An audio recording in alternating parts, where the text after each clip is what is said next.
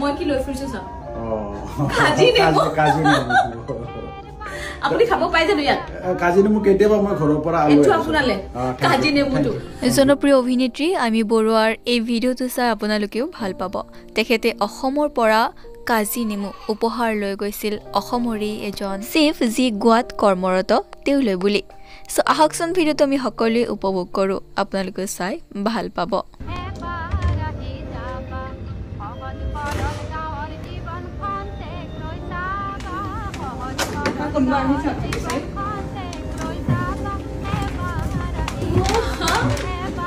Thank you.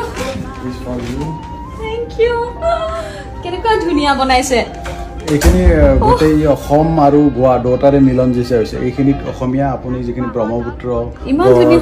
গামোচা ধুনিয়াকে লিখিছে মই অসমীয়া আমাৰ অসম আমাৰ ব্ৰহ্মপুত্ৰ হেতু আমাৰ এইখিনি কথাৰে গোটেইখিনি যে অসমীয়া বুলি ক'লে এজন স্বাভিমানী অসমীয়াৰ ব্ৰহ্মপুত্ৰ গামোচা মোৰ অসম মই অসমীয়া এইখিনি ধুনিয়াকে কৈছে